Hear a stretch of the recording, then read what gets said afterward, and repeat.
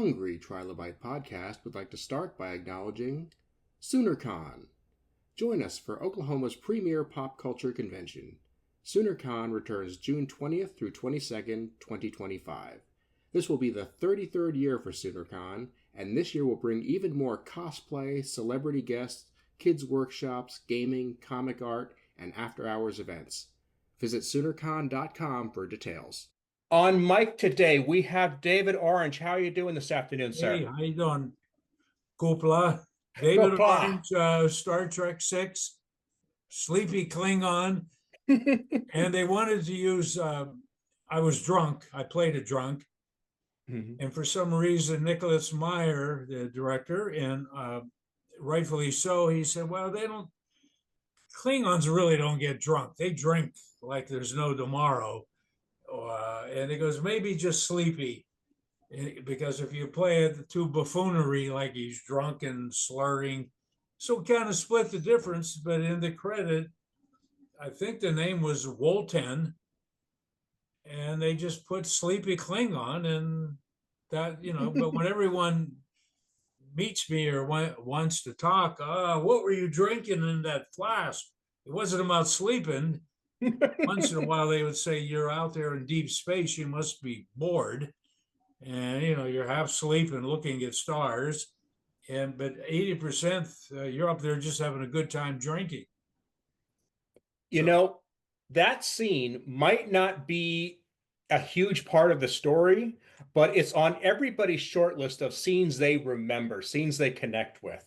I found that always puts a smile on people's face when they mention that scene. I get that.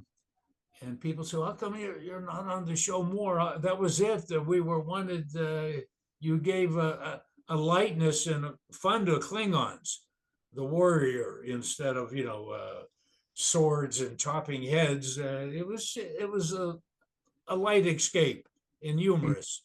And on the backside, Nichelle Nichols, that was the gag, trying to trick me and looking up languages, and I'm kind of going with it, and it all worked. And amazingly, I worked one day on that whole film, and it was the absolute first day of filming for Star Trek 6, and it was 10 hours, just me.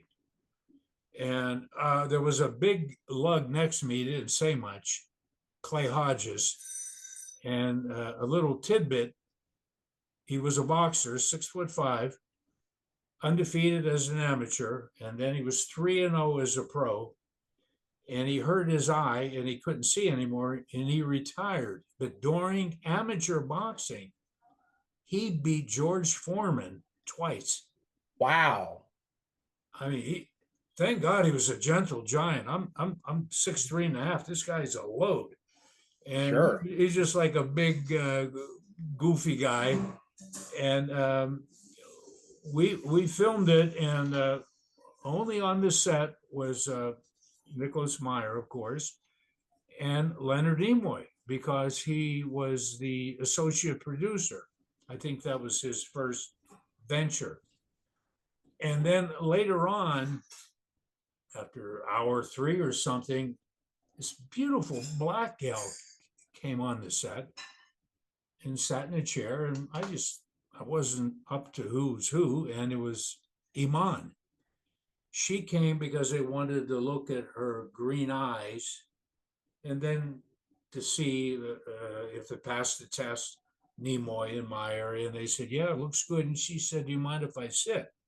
So she was watching, and then when we broke for lunch, she said, I'm really, I heard you worked on Broadway and all that. And she goes, I'm a little nervous. I'm a model. And she goes, can I go to lunch with you guys over the commissary?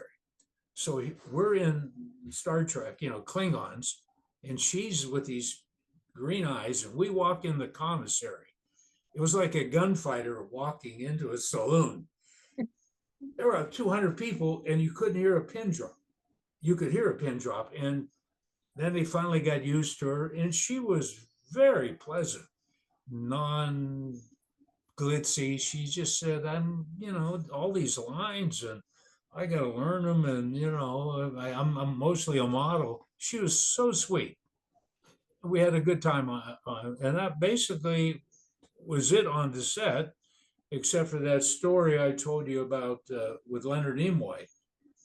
I don't know if you read that about, he didn't talk to me at all. He just, and then finally, the only sentence he said to me was, uh, you're staring at that deep space, endless stars. Whoa, God, what are you thinking? And I said something stupid like, well, I'm looking at that blue planet they call Earth, and they have this thing called pizza. And he that's when he chuckled and he walked away.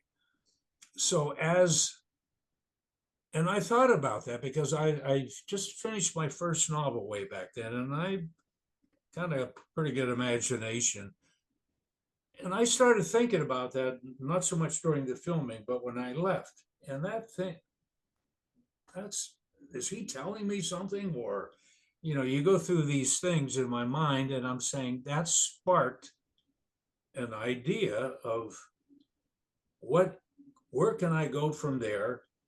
And then I wrote that TV pilot. I let it rest I wrote 10 pages, and I was busy and other things and couldn't do everything at once, plus acting. I was in LA, I was living in New York. And it was just, and I kept thinking about that. And gradually I put together a comedy. And it's called Beam Down, not Beamed Up, Beam Down. And basically, should I tell you a little about it? You want to hear? Please, I do. So the story goes, this is a guy named Lash. He's the apex warrior on this planet called Abaddon. They're very ruthless. And his kill count, his beheadings are all over. And his dying grandmother on her deathbed gives him a piece of cloth. You have the power to be someone great, more than just killing everyone you run into. Hold on to this robe, this piece, and it'll grow into something. Boom, she dies. So he starts watching this piece of cloth moving, and eventually it becomes a robe. And when he wears this robe, he becomes a peaceful warrior. And when he goes to a battle, he's still under their jurisdiction, and he can't kill this young kid enemy. He just can't kill him. He sees a glow around him, and the Abaddons. What is a Lash? Are you turning soft? Are you a coward? Long story short, he gets thrown in jail because I couldn't kill this young kid, and I end up in jail with this penal colony called Rura Penthe. And on the colony, we become friends. And finally, they're going to give me another chance. And they said, I let that little kid rot in jail for life in the salt mines. So I give him a piece of cloth, and it starts moving, and it will affect him later on. So I get a job on an outpost, deep space, just like Sleepy Klingon. And that's where Leonard Nimoy's idea came in. So as I'm scoping the universe, I pick up with my advanced equipment, I hear music, and they're at Lincoln Center in New York. I didn't know what Lincoln Center, or the character didn't. And there's this beautiful ballerina, and this guy, Lash, is going to the music, and he finds out that they're eyeing up this planet called Earth to see its conquering value. And he goes, well, I'll go on assignment. And when he goes there, they say, okay. He starts lying because he falls in love with Earthlings. And he's a happy-go-lucky lug. Everyone likes him, but he trips over his own feet. He's gigantic. and he's funny without trying to be funny. He's no comedian, but he's just so funny. And this ballerina is afraid of him. He thinks, because I'm obsessed with her. Finally, they get together, and then the warring planet finds out he's lying. And they sent a starship down to take care of him and terminate him on Earth because there's a jealous guy who wants to be the next ruler, and everyone likes Lash. So he said, if I kill him on Earth and they find out that it's not a cesspool, it's very nice. And the first episode ends, even though he shows the ballerina their ritual of foreplay and lovemaking, and it's a comedy, G-rated, but it gets a little dicey. And then the first episode is done, and I have about 6 more lined up, but I have to sell the first one before I write the other 6. Sure. I love the idea of this TV show, and I love the idea that it is a TV show because there's so many different small stories you can tell with it. I find it great that you had this role that could very well have just been a one-day shoot that ended with a lunch with a pretty girl, and that would be the last part of it. But you got invested in the funness of it and the idea, and you turned it into your own thing. Yeah, and I kind of mentioned, some people said, well, I had in 1 week on Facebook about 3,000 sci-fi fans, Star Trek fans. This is great. Is it playing yet? It's better than the retreads of these, not just Star Trek. They said it could fit in great, a little adjunct, a side series, refreshing, instead of it's all the tough and killing, and it could work. And if they don't like it, it could be a standalone TV pilot. I would like to get it to the right people at Star Trek. Yay or nay. I'm a big boy. I could take no, but from what I'm hearing, and about 5 actors who read the script, I mean, you got to get this done. So I'm at that crawling embryonic stage, and you have to get to the power players, let them read the script, and then a 60-page 1-hour pilot, and then it'll probably morph into half-hour shows if it takes 20. Sure. And I mean, you're a very creative guy. I've looked over some of your work. I haven't had a chance to read your books yet, but I do like the fact that you seem to get what sci-fi is about. You have a broad appreciation for different genres. I would say so. I like I like a good story. And in the stories, when Star Trek, especially Star Trek, Star Wars, when they get into the characters and their weaknesses and their envies, to me that's more interesting than lasers and phantoms. I mean, how much can you be clever and top the next one? And that doesn't hold me. But when I see some characters, they're separated, but you want them to get together, or don't trust that one. Well, as most people, it's nothing novel idea, but I'm invested in the characters, and at least what I write, they're not cardboard, they're 3-dimensional, and some you root for, and if you make a villain, you got to hate him. There's a bad guy trying to kill Lash, jealous guy, and he makes friends with these humans, and some say, you have to go. And they want him to be in this big fight, this no holds barred fight. And he knows he can break anyone in two, but these are formidable opponents. And he said, I don't fight anymore. And no, you got to fight. And there's a little Asian fighter, and his wife's dying of cancer. And if he can beat these guys 3 times larger and win the winning purse, it'll pay for her operation. So Lash, he hears this and he goes, okay, I'm going to do it. I'll fight you. But he knows outer space and deep space tricks. Like one country, they can tickle opponent to death. Another one, he puts his cape around them, and but he won't, smash them in blood and guts. So they never saw anyone like this. That the fans are laughing, but they're seeing the toughest guy getting his ass whooped with this holds that we've never seen before, or he'll breathe something on his planet stronger than garlic. So he uses other things, and he's a peaceful warrior. So I thought that would be charming instead of two big guys slugging it out. And What you're saying reminds me of something and it's not my line, but I like it a lot. People will ask me why I watch science fiction or why I read science fiction, and the description I've given is science fiction is a human story that could not be told if it weren't for the science fiction part of it.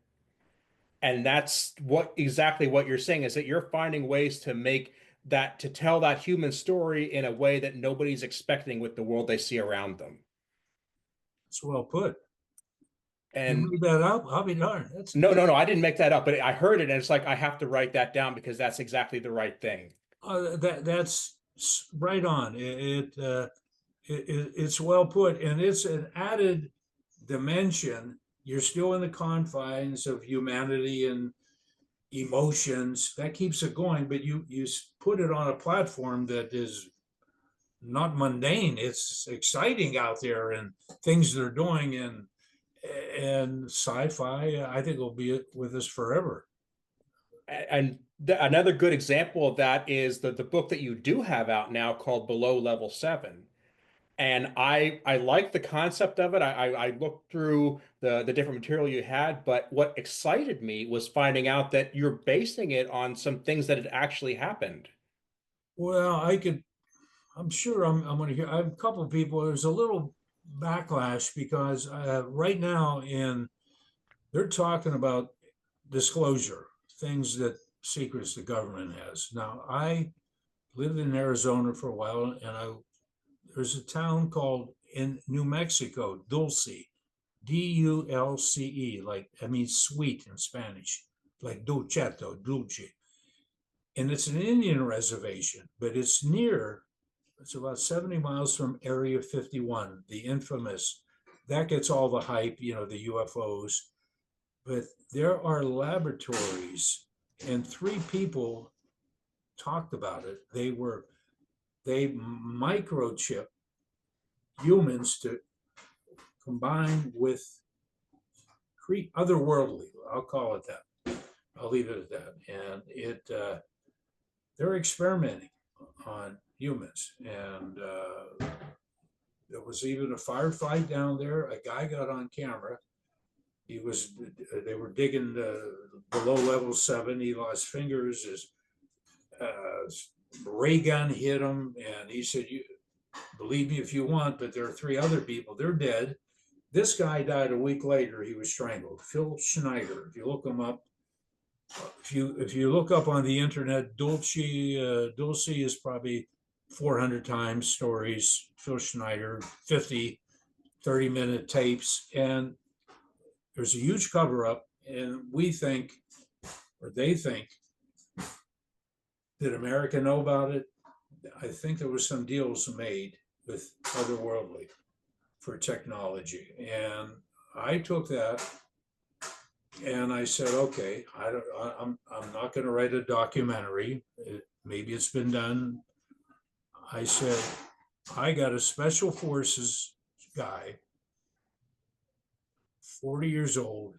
He gets injured in battle, heart injury, a bullet. He has to retire. At the same time, his wife's divorcing him, and he has suicidal thoughts, big time. And he goes on an Indian reservation where this takes place, on the Jicarilla Indian Reservation. If you look it up, and he wants to go big elk hunting, he's going to blow himself up. I can't take it anymore. I can't fight, which is what I was born to do. I'm a warrior. I can't. My wife left me, and he's looking at pictures of her with another man. It's killing him. He has a daughter.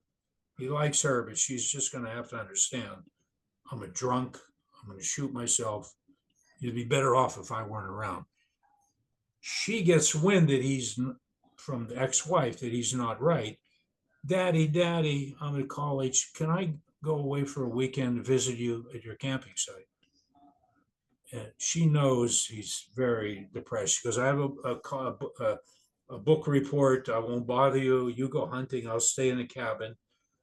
So in the process, he pulls the Magnum away from under his chin, puts it down. All right, and he says to himself, when she leaves, I'll do it. She comes up and she's having her period. Oh my God, we're in the middle of nowhere, no running water, no electricity. She said, I'll get in my car and I'll just go down and go to the pharmacy and get some sanitary napkins or whatever.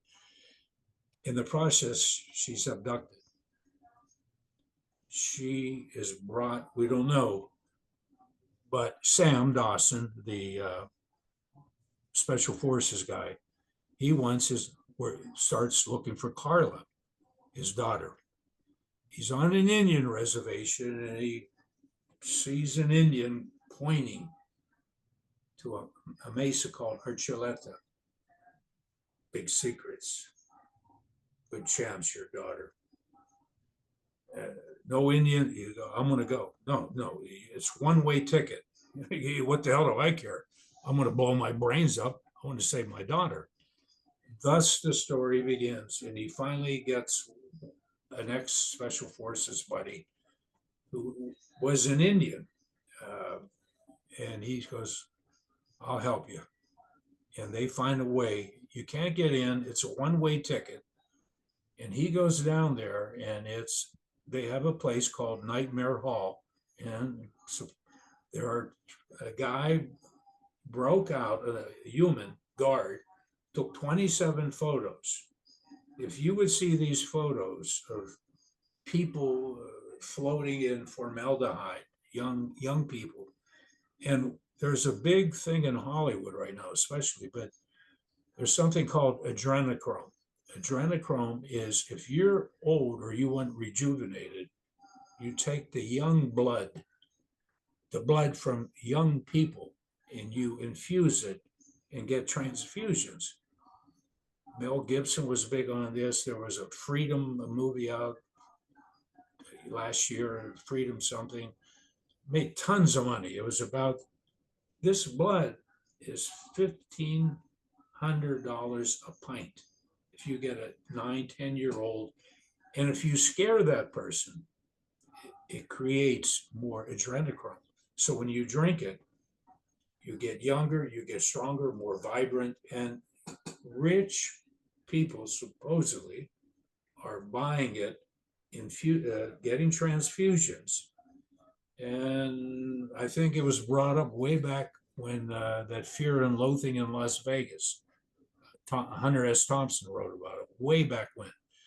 But it seems to be a plague. And according to the 3 or 4 people that escaped from this mountain and has documentation, one's alive and he's on the run, but he left pictures. And they said, if you kill me, it's going to go to 4 people. They'll know I'm dead. And all that'll get out. So back off. I'm leaving the country. You kill me, it's going to go everywhere. And it's a big secret that this Sam going after his daughter, it's like, I work for the government. And why is this going on? So it's a heavy hitting, but there's also some humor in it too. Sure. Well, it's a well-balanced story. And I said, I'm really excited about the story of Lash, and I want to see that happen. But this is something that's out right now. This is something people can buy today. Buy the book. Right. Well, yeah, the film, I'm in the process, the screenplay's written. And this is the hard part. I spoke to a producer today from Japan, and he said, I like what you saw me. Can I read the script? Another guy on a TV series, a friend of mine, read the script. He likes it a lot. And now it's like attaching it. Get a big star, 40-year-old action star. Come on, you must know. You could play it. Yeah, you could play Sam Dawson. I mean, in other words, piece it together, get a director. But the book is out. That's correct. And I have a little 2 minute. The latest now, they're doing novel trailers. Like when you go see a movie, you see a coming trailer. Oh, geez, I love that. I want to go see that next. Well, they're doing that for novels because you put a novel down, 300 pages, and you got a stack to read, like, oh, what's it about? So if you see a 2 minute, it's not dead on because you're not using the actors. You're using what pictures, some motion, but you tell the story in 2 minutes, and then a person will say, I want to read that book.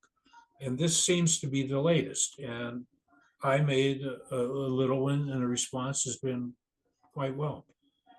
Out of the And two, I like them both. They're both, one science fiction, the other one's almost science fact. This, what happened to Dulcie, it can't, a couple reviews that I've been given, they're glowing, but a couple said, I can't believe all of this happened. The author says based on true events, and that's fine. It's too horrific to hear. But if it is true, I think the American public and a lot of missing children should know about this because their young children are valuable commodities, very. And if they frighten them underneath, whatever is released in their system, their bloodstreams, it's to the other worldly, to humans. It's a high. They're saying better than cocaine or heroin, and it's all out there. It's nothing I made up. That's all documented. sure. Now, I'll be honest with you. There's a lot of this that is not familiar to me. There's a lot of it I want to look into. So what I do in these cases is I will put show notes for everything we're talking about on my website, Good. aaronbostic.com. Thank you. I'll link to all this. I'm going to link to your books and link to your website. Where else can people follow your adventures and check out the progress on these projects? Do you have a I have a website? website, davidorange.net. I show some film clips, some of my works in progress, uh, and my other lifetime and, what I did. But that I'm lately I live in Fort Lauderdale now, but I shoot back up to New York quite a bit. I lived there 25 years, and I did 2 Broadway.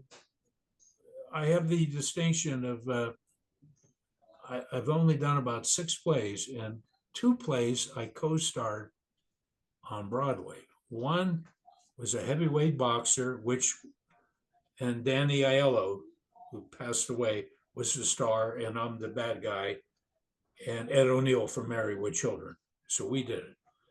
The other play I did, Toward Song Trilogy, Harvey Fierstein, Flaming, won the best play. I did that for a year or 2. I didn't have, and I played a confused straight guy, and the gays liked me, and it was a big comedy. It went on forever, and I met Estelle Getty from the Golden Girls. She was in it, and we used to hang out together. And she would kind of joke with me, boy, they love you. What are you going to do? They're after you. And Estelle, come on. We had a good time. So I go up there quite a bit. I miss LA. You're in Oklahoma, right? I am, yes. Norman. Yep. Norman, right? Yeah, That's right. I was a college basketball football player, but I was going to offer a full scholarship to Tulsa, and they heavily recruited me. At the last second, I went to Wake Forest, and I kind of missed it. A couple of my buddies went to Tulsa. They're in the NFL.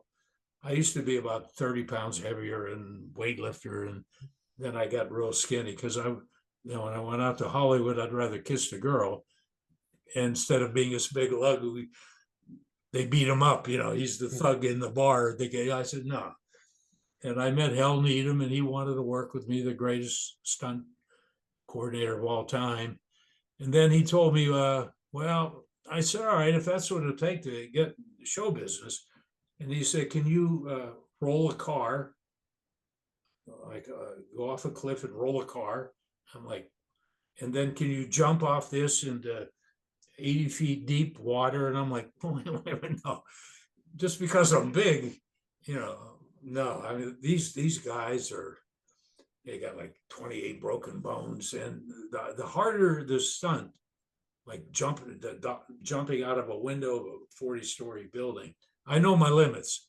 Mhm. And I said, nah, I want to go after being an actor. And there's a fist fight or whatever. You throw a bar stool over someone, I'll do that. But that risky stuff, I went the other way.